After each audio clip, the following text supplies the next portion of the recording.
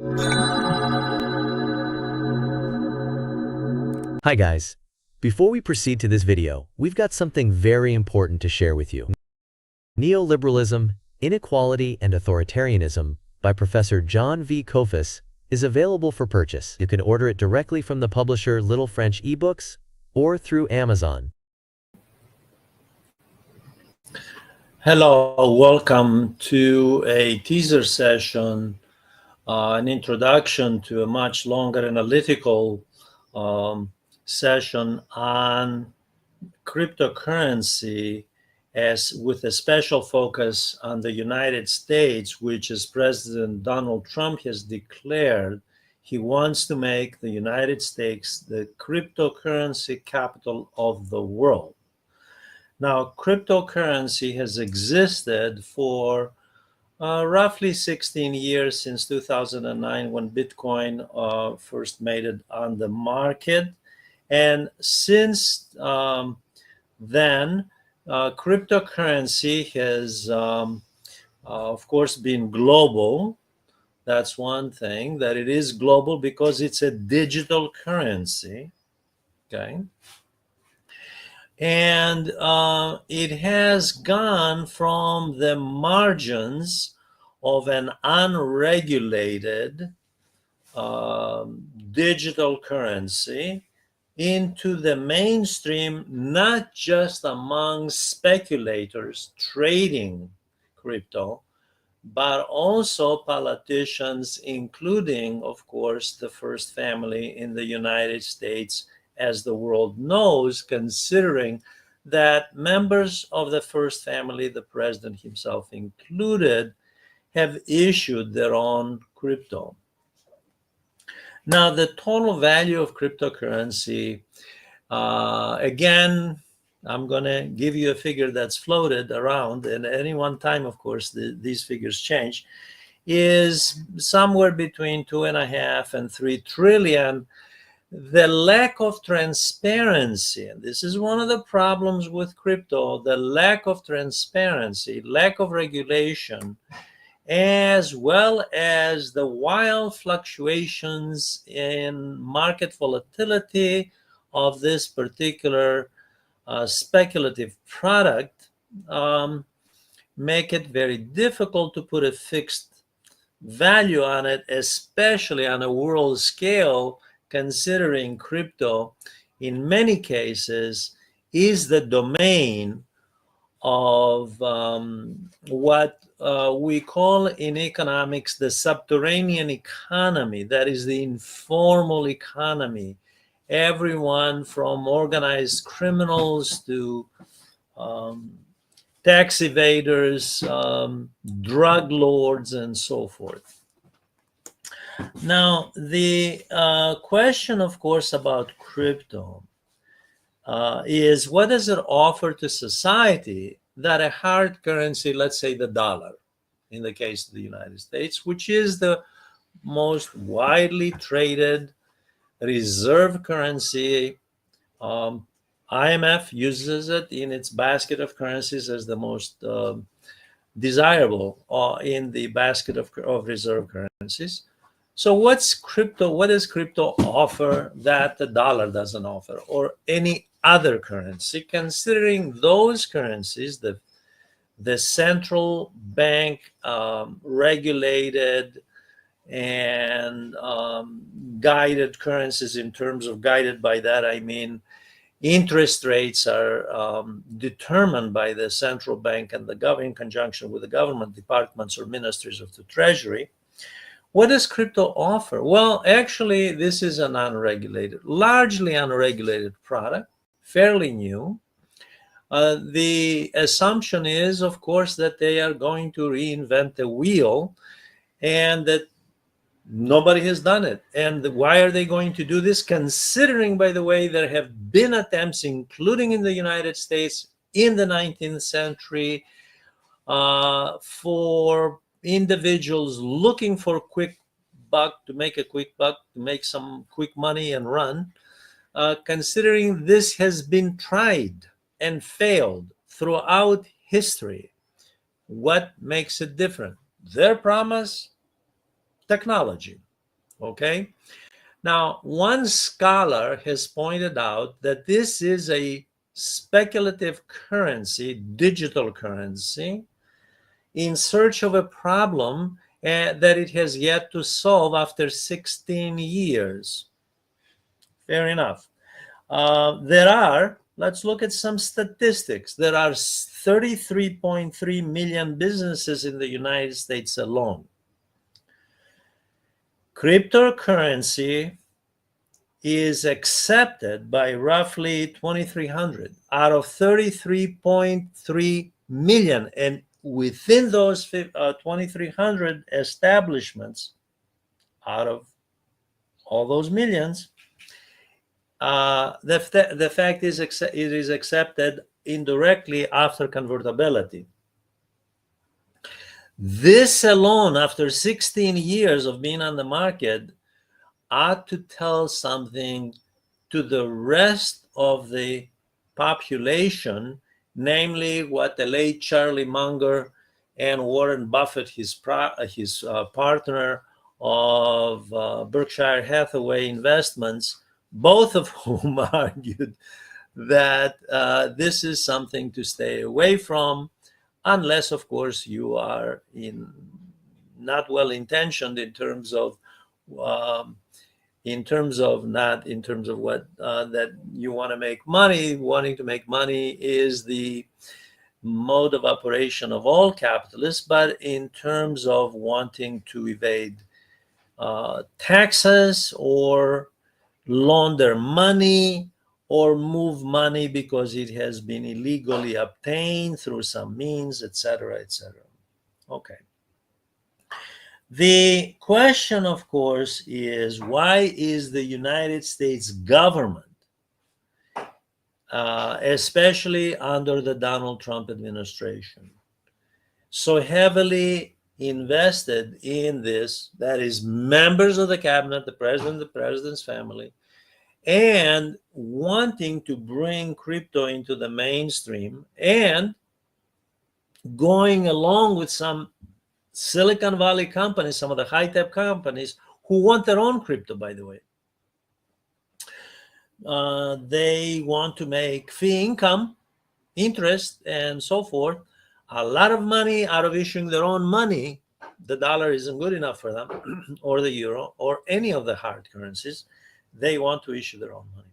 Why is the government going along with this, considering that out of 33.3 million businesses in the United States, only 2,300 right now accept it, and even within those, mostly indirectly after conversion? Now, the question is this real money? What is money based on? The two first central banks in history were the Bank of Sweden, the Bank of England, and the idea was to regulate money, to monitor its supply, and to use it not only for market equilibrium within the capitalist system in its embryonic stage in the 17th century, by the way, when these banks were established, but also to have the state use the central bank as a vehicle to guide the economy. We have to go back to this period when there was a system in economics called statism and mercantilism, where the state actually guided the economy, determined trade routes and so forth, products to be traded by certain companies, in order to maximize the trade surplus and bullion. That is, this is why the term bullionism is used in economics. That is the maximum amount of gold and silver, and make sure that the lowest amount, the least amount goes out. Maximum amount comes in, least amount goes out. Okay, 17th century thinking. The fact is that central banks have evolved since then, but always throughout history. Let me just briefly mention, and in the analytical video, the longer analytical video, I go in depth on this particular issue, the role of the central bank is to buttress the capitalist regime based on the social contract of the country. It is, in fact, to strengthen capital, to strengthen capitalism. However, through a regulatory process so that we don't have chaotic conditions. The regulatory part, the monitoring part, the part where there is accountability for tax purposes, all of that crypto takes out or tries to. It tries to.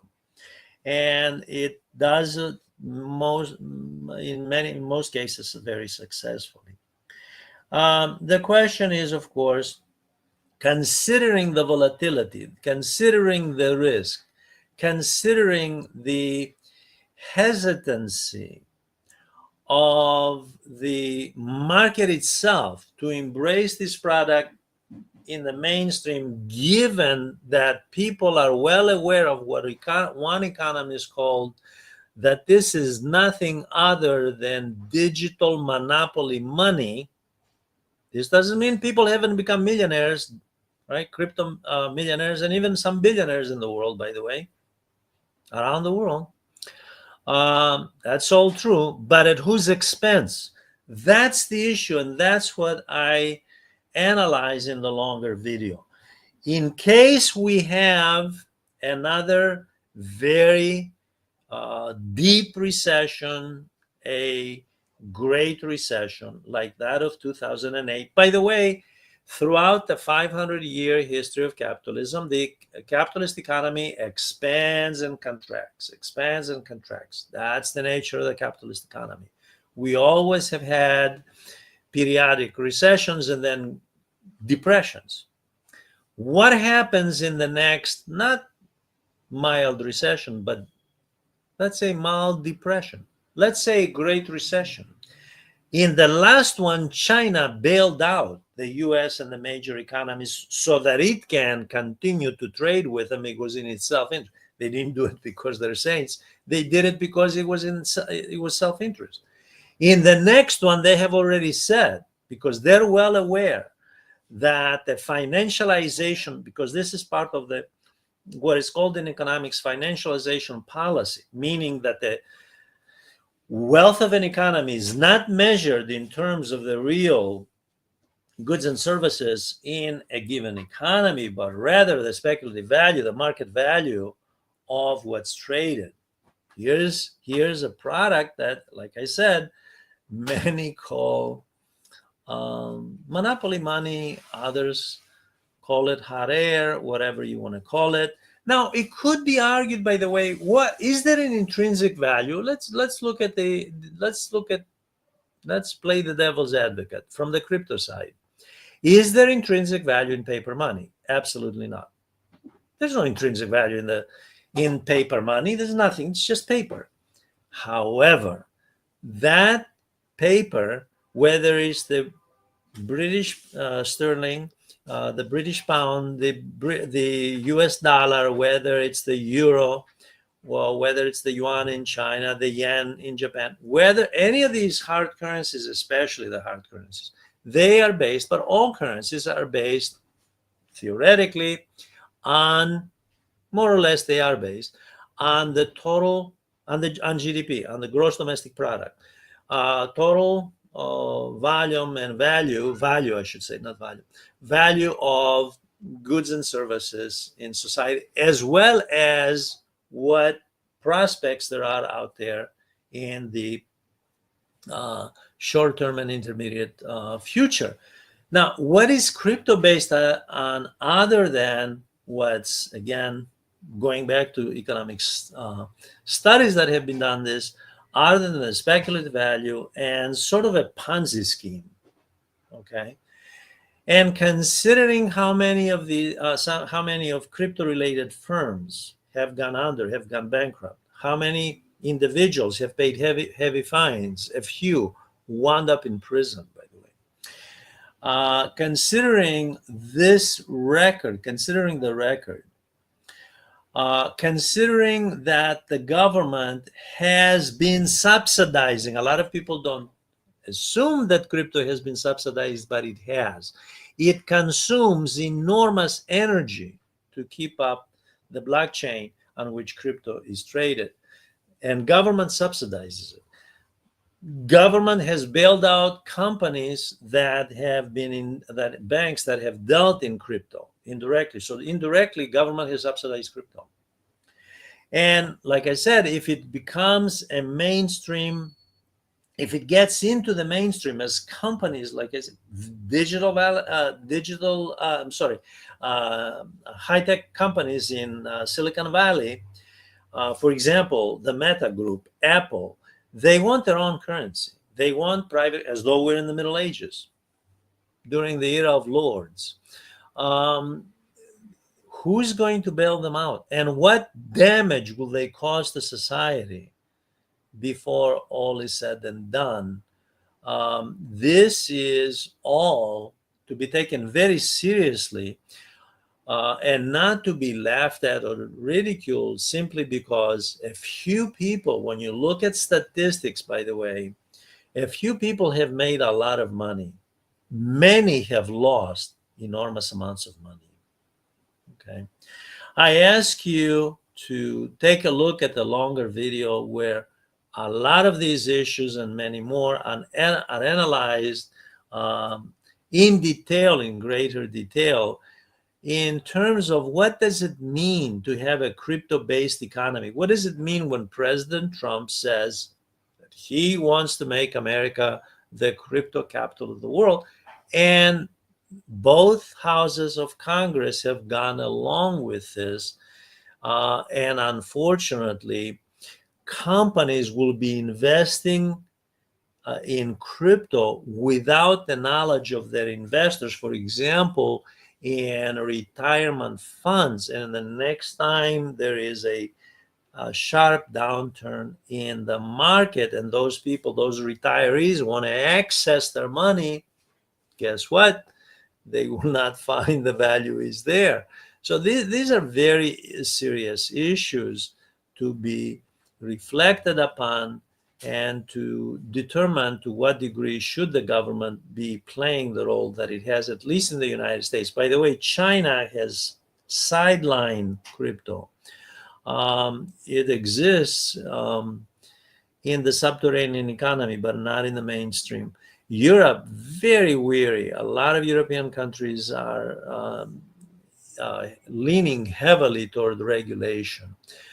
Thank you for watching. Please write comments, ask questions, and by all means, join this channel. Thank you very much.